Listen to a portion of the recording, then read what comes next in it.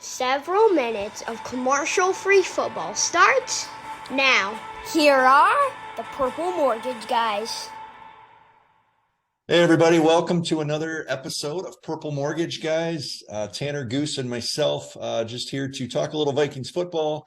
We're mortgage guys by trade, but love talking about the Vikings. So we started a show and coming to you this weekend after the Patriots Vikings game where the Vikings came out victorious 33-26.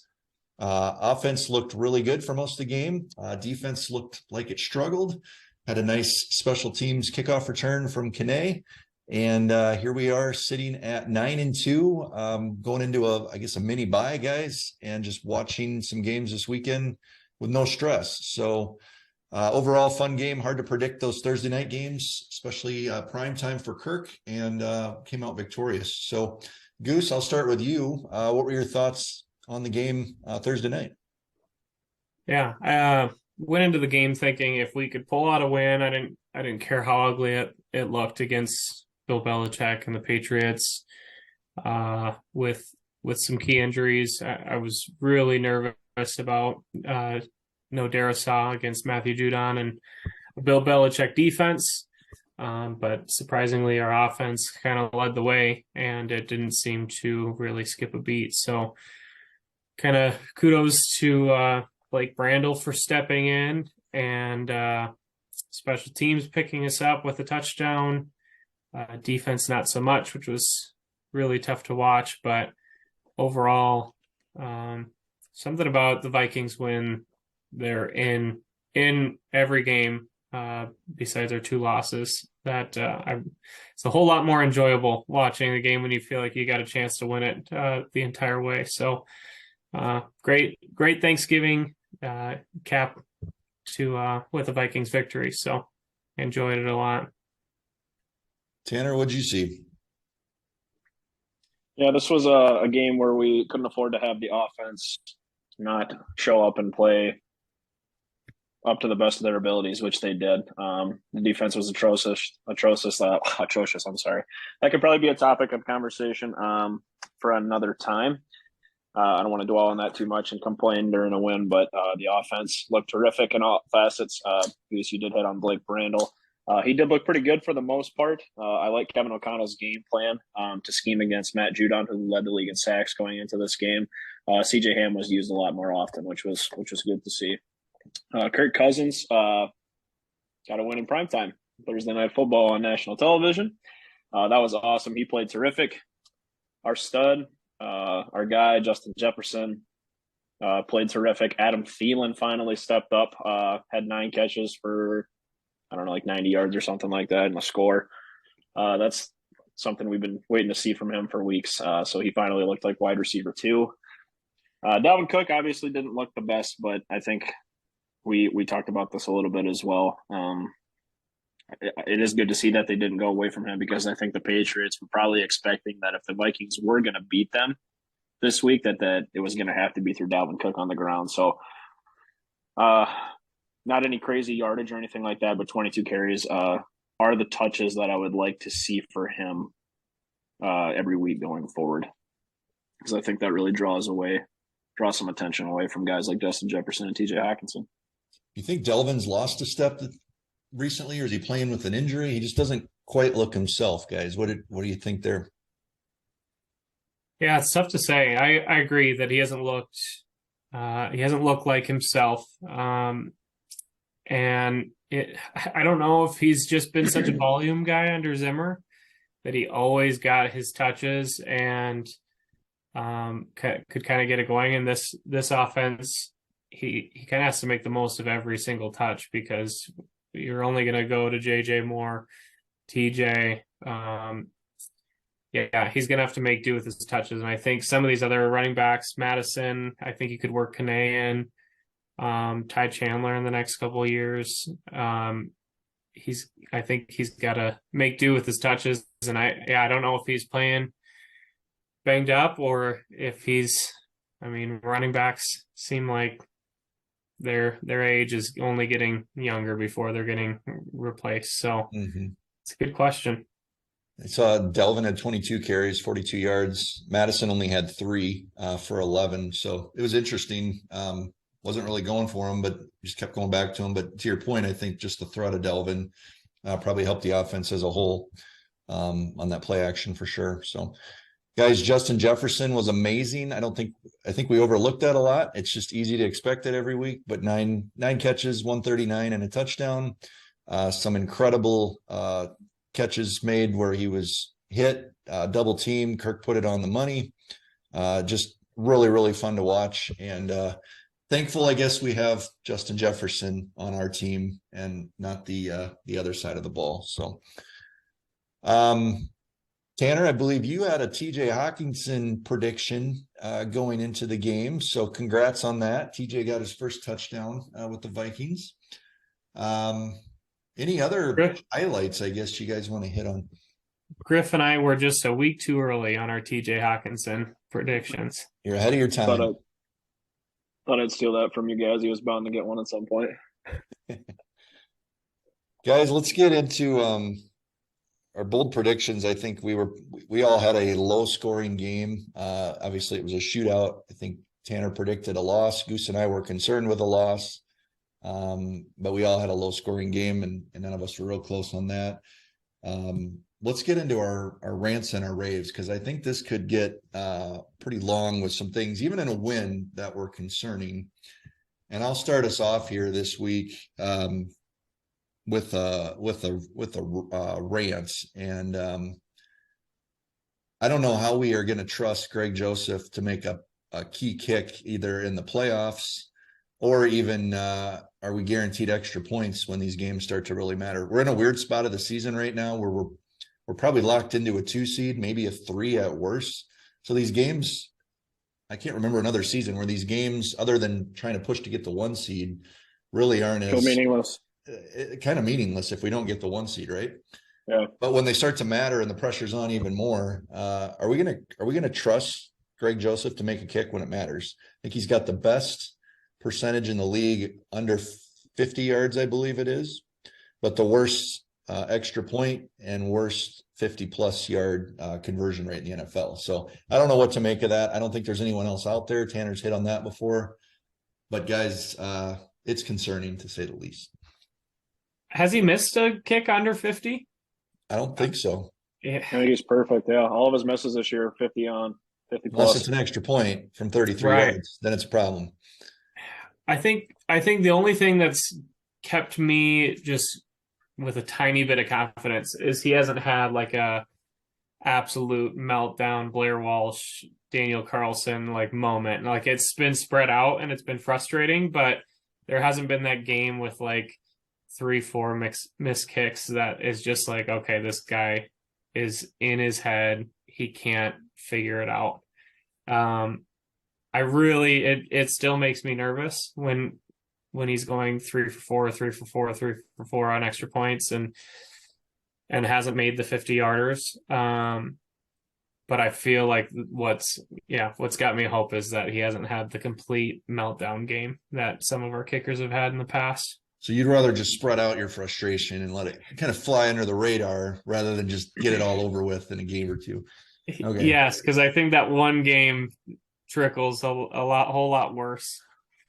Just the way these games play out, so affected by those. I know you can't just add a point and say we would have won by 8. That's not how it works usually. But when you're ahead in these games instead of tied, or you're up 4 instead of 3, like it changes everything. So it's the compound effect of that all is what concerns me going forward. Tanner, do you think we'll get to a point where KOC starts thinking about going for 2? No, I don't think he does it. I think he's one of those coaches that believes in his players, and I think he's going to stick with Greg throughout the year. And I think that's a good thing. So if you guys remember Kai Forbath, the reason he was cut in the first place is he was missing extra points as well in crucial situations. Like he actually had a pretty good field goal percentage the entire time he was with us, but he was missing extra points late in games in key spots when we needed them and we'd be down by 1 or end up losing the game for us when you looked at it from a broader perspective. But I think Mike Zimmer was so detrimental to kickers. I think he was more of a guy like cutting his players down, maybe not necessarily to their face, but he was not hiding it. I mean, he was very vocal about things that needed to improve. And I think we have the polar opposite with Kevin O'Connell. And I think he does a really good job of, hey man, just stick with it. We believe in you. We know that you can do this. And I'm not necessarily saying that Greg Joseph isn't going to be the reason we lose a playoff game, but I feel a lot better about him with this staff than I would under Coach Zimmer. So rumor is these episodes we record, they live on for weeks to come. So do you guys think right now Greg Joseph will cost us a game and or a playoff game, or are we overreacting and it's just a fluke thing?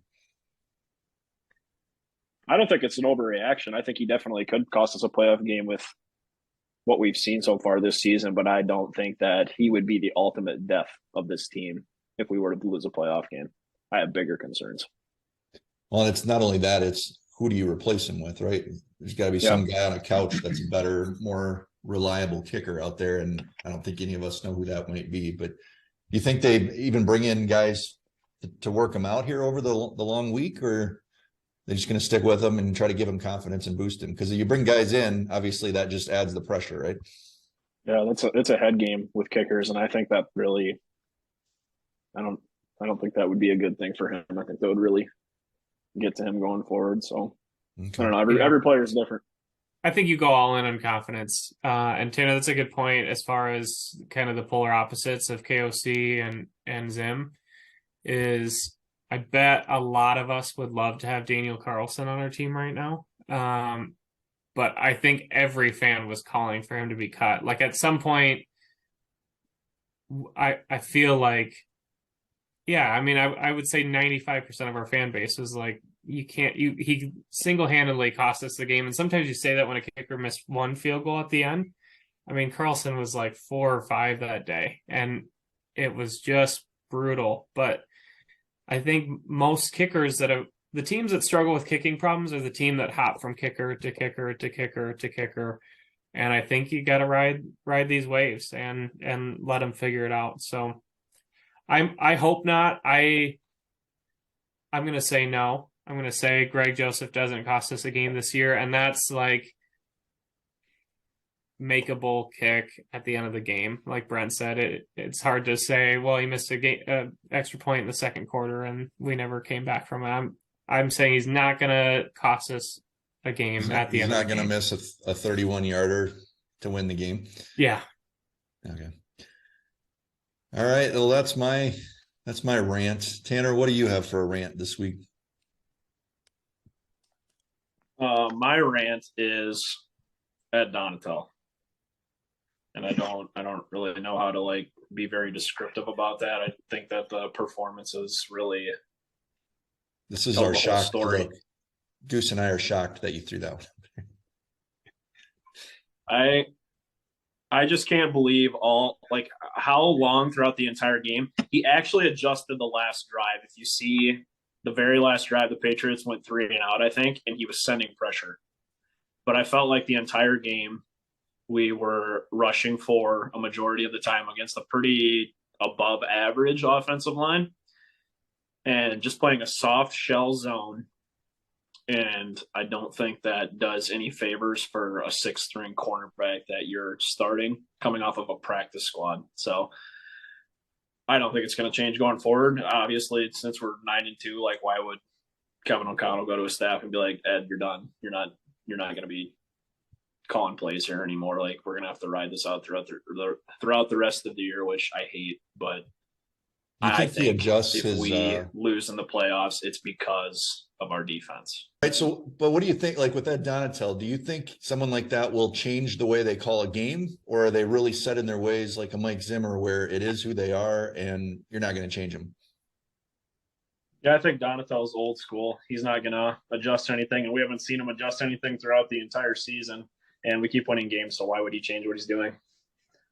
My thing is, like, how are we the reverse of every team? We're prevent all game long, and then the last drive we need to stop, we go double A gap pressure. Like it just blows my mind. And the second that I saw that double A gap pressure, like I felt a rush of dopamine. Like, we're doing something different, and I could just tell it was going to work, and it worked. And I'm like, what? Why were we doing? Hopefully, yeah. Maybe the fact that it worked, they'll look at it in practice and on tape and say, hey, can we run a little bit more of that? You know, we talked about Delvin maybe being a step off, but it feels like Za'Darius, something's wrong with that knee, maybe too. He's been pretty quiet the last few games, so hopefully he can get healthy too. That was a big part of the defense looking good, and he's been pretty quiet. Yeah. I'm glad that Daniil's kind of stepped up in his absence. It seems like those two are kind of playing off of each other as far as if one's having a big game, the other one seems like more of a support role, and maybe down the stretch still come alive at the same time. All right, Goose, same rant, or do you got something a little different? Yeah, it's really hard to pick anything different. The defense was so frustrating to watch. Missed tackles too. Right. I was gonna say, as much as I'm fed up with Donatel, I think I just have to go the defense in general. The calls are pretty frustrating. I think it was probably, I can't put my finger on it, but it was probably the least impressed I've been with Eric Kendricks in a while. Yeah. Just seemed like I'm always blown away by Eric Kendricks. I think he's still a great inside linebacker in this league, but I thought it was not his best game just from the eye test. He didn't look great. And it just seemed like I don't know. Cam Bynum seems like he's serviceable, but that's his ceiling, is being a serviceable safety. Harry's probably lost a couple steps. There's been a few times this season where Harry's getting blocked by like a tight end or someone downfield, and it just seems like he's just running along with him. Running with him for 20 yards in it. I don't know. I'm pretty frustrated with our defense, and I felt like the Patriots offense is not scary at all. And if they were going to be, it was going to be the run game. So the fact that Mac almost threw for 400 yards against us is just brutal to watch. Yeah, it's interesting. They didn't score an offensive touchdown last week either. I think their game-winning touchdown came on a punt return, right, against the Jets. So they looked terrible last week. We made them look great, although we looked terrible last week as well, and we were all concerned about that. I think Tanner had referred to the Patriots defense as probably the best overall all-around defense in the league, and we did well. So maybe that's a combination of a short week, but regardless, I think both teams probably think their defense let them down a little bit in that game. So, all right, now we need a rave. I'm gonna take Kevin O'Connell again. I think I've done this one a few times already this year, but getting the team back on track, mentally coming back from that, I think we'll call it a clunker of a game against Dallas, and playing that well 4 days later, short week, national TV, prime time, all of that working against us. And we came out, we looked really good. So give that to KOC. Mine's Kirko Chains. Going into this game, you got the media all week. Oh, we got the Vikings on prime time. How's Kirk Cousins going to look? And he played very well. 3 touchdowns. Did he throw for over 300 yards? 299. Just shy of it. Real close, yeah. Just about 300 yards passing without his stud left tackle. And I think he just showed everybody that he does belong again in that top tier QB conversation in the league. Without him, we're not winning that game. So mine goes to Kirk, and props to him. Happy to have him. Just to piggyback on that, I'll let you have that as your standalone rave. But I just saw a tweet that said from Will Regatz, while under pressure last night against the Patriots, 13 of 14. So Kirk was 13 of 14 while under pressure with 168 yards, 2 touchdowns, 1 interception, 1 sack. 3 big-time throws, 91.1 PFF grade. New England pressured him on 15 of 38 dropbacks, and he still torched them. So similar to Patrick Mahomes' Super Bowl, I'm not Dallas Cowboys 60% pressure, but still to be pressured, he made the adjustments that he didn't make against the Cowboys and dealt with it and looked good. I'm going to say my rave is it's kind of a team one. Just guys stepping in this year, even if they're not great, like Brandel holding up, Duke Shelley coming in against the Bills. Probably tough to see a guy like Duke Shelley come in and save the day against the Bills and then get rebenched for a second round pick because he's a second round pick. And then, he's injured, you're starting. And he hung in there. Our defense was a problem, but Kane coming in, returning the kick, it just seemed like a game of holding together. The superstars shined with JJ and Adam and TJ, but I think some of these guys buried on the depth chart really came through, and you can't win that game if they're a glaring weakness. That's a good point. What'd you guys think of that call that was overturned? That was a touchdown ruled on the field, and then the ball may have grazed the ground and moved just a little bit. Like, did you think that was going to get overturned before they made the call, or what was your perspective watching it? I absolutely thought that was a catch. I did too. When the rules officiator was like, "Oh, this is an easy review and overturn," I was like, "What's going on here?" Like, the ball didn't look like it moved to me. It looked like he had control at all the entire time. I do feel like we got lucky on a handful of occasions, including that touchdown getting called back. But by definition, I thought that was absolutely a catch. Yeah, I think it was a catch. Okay. The other thing I thought was a little different, and maybe there was an explanation given, but we had the ball for the last time, and we were trying to milk the clock, and Belichick had 2 timeouts. He let the clock run after the first down play. And then he stopped it on second down. And then on third down, I think it was 3rd and 8, 3rd and 9. We had the opportunity where we could have thrown the ball, and obviously they would have kept a timeout if it's incomplete. Was Belichick trying to bait us into going for it? Because the time on the clock would have been the same. The only difference is the Patriots would have had a timeout left, as opposed to, the clock running like it ended up doing. But most coaches call timeout on first, call timeout on second, and then let it run down on third. And you run the ball then, of course, because you're gonna net an extra 35, 40 seconds. But did you guys notice that? What do you think he was trying to do there? I didn't notice it. But my guess is, Belichick could always be playing mind games, but my guess is that he wanted to, I don't know, ensure that they weren't going to pick up a quick first on second down, but and then use all your timeouts after that. But I have no idea, especially since I don't 100% remember this scenario, but I didn't catch it live, and I'd be interested to hear what Belichick's thought process was, because it seems like he's kind of a magician with little clock twerk. It's almost like he wanted to bait us into throwing it, so either he would net an extra timeout or potentially get an interception. I think we did the right thing, obviously, with pinning them back, and then I think the Patriots, they tried to return it at the 2-yard line or 5-yard line or something, which backed them up even farther. So it worked out perfectly. Anything else you guys want to add to that? Otherwise, looking ahead to this weekend, this is going to be a tough ask for a lot of people. But Sunday night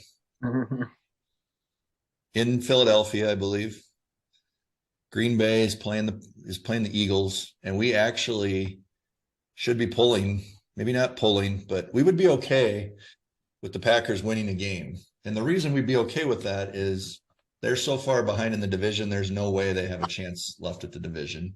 Maybe the playoffs, it's probably Don't say that, Brent. What's that? Don't say that. Don't say that. Oh, I'll put that on record. But guys, if we could somehow catch the Eagles, in the win-loss column. They have the tiebreaker, obviously, with the game that we lost in Philadelphia. But if they lose and stumble here a couple times over the final weeks, and we can keep pulling out victories, we could have a chance at the 1 seed. So I think everybody knows that. But Sunday night, we actually do want the Packers to come out on top. So skull pack skull, I guess it is, or something. Just a real quick question for you guys. I'm just going to reel off the rest of their games real quick. I just want to get your thoughts on how many more losses you think the Eagles might suffer here. Do we have a realistic shot at the 1 seed, or do you think we're going to be stuck in that 2-3 seed range? So okay. They play at home against the Packers this week. I think we all think that's losable because the Packers can pull games out. It seems. I actually feel pretty good about it. Aaron Rodgers has never lost in Philly. He's 3-0. He's actually had some of his better games there. So I feel they have like nothing to lose at this point. Like they're playing for potentially trying to get a wild card. So they're playing spoiler for most teams, and those are always the most dangerous teams. So I feel good about it. They host Derrick Henry and the Titans next week. Losable. That's going to be the same. That can beat anyone. That's going to be the same game plan that the Commanders had against them. It's gonna work well. And then they got to travel for a divisional game against the Giants, who are also fighting for playoff seeding as a wild card team right now. Well, they haven't played yet. That's kind of crazy that 2 of their last 5 games are against the Giants. And then they got to travel to Chicago to face Justin Fields and the Bears in December. Very cold out. And then another divisional game at Dallas, who's also trying to fight you for your division lead right at this point. Mm-hmm. They got to host New Orleans. That's probably an easy win. And then they host the Giants to finish the season, who's also probably going to be fighting very hard for playoff seeding at that point. So I would say all but 2 of those, they're going to be probably 3-point games as far as the odds makers go. So there's some losable games there. Yeah. I think realistically, we'd have to probably only lose 1 more to have a chance. I think we could mess up 1 time to have a chance at the 1 seed. I think if more than that, anything can happen. Yeah. That's probably where I go with it. Well, it should be fun, guys. Any other games? I don't think any other games honestly matter that much unless you want to start getting into who you want to make the playoffs and who you don't. But there's no way we're going to finish with a worse record than the NFC South. I think the NFC West, they could beat themselves up a little bit. Maybe San Fran. I think they've got actually a few tough games left too. So it's a weird spot. I don't remember a season where a lot of these games, usually it's like you're pulling for this team, pulling for that team. And if they lose, we have a chance to pass them up in the standings. That just doesn't exist this year other than the Eagles. So, gosh, imagine San Fran does lose a few games and you earn that 2 seed and you end up playing a team as skilled and talented as the 49ers in round 1. Don't say that. That'd be tough. It's the first place my mind went when you were like, well, the 49ers have a few tough games coming up. I was like, no, don't do that. What does success look like this year? Like if we win 1 playoff game and then lose, would that be considered a pretty successful season looking back on it for O'Connell year 1? You got a rookie coach coming in with a new staff. I think 1 playoff win is a successful season. Obviously, people are probably going to say it's not. Because Kirk has been here long enough, you're going to hear those complaints about people saying Kirk's been here 4+ years. There's no reason like he hasn't been to an NFC Championship game yet. Let's get rid of him. But I would say with a new staff, a rookie head coach, that 1 playoff win is a successful season. Yeah, it's tough to argue that. I think everyone in the moment is going to feel like it's the same old Vikings, but rookie GM, rookie coach, a lot of new. I think you have to consider that a victory. My biggest concern is Harry's only getting older. Pat Pete's only getting older. There's a couple key pieces of our team. Eric Kendricks is only getting older. Thielen, like we're on the bubble of kind of being in that must win unless we replenish a lot of talent and really hit on some drafts. So as much as I think 1 win in the playoffs would be a win with a new GM and a new coach, I feel like we also have to really take advantage of where our roster's at right now. Defense depletion is coming. Yep. I think we're witnessing that in real time every week. All right, guys, there you have it. Another episode of Purple Mortgage, guys. We just do this for fun. We like to do home loans as well during the week. So if we can help you out with that, let us know. Have a great Thanksgiving weekend, everybody. We'll come back to you again next week when we preview the Jets. Thanks, everybody.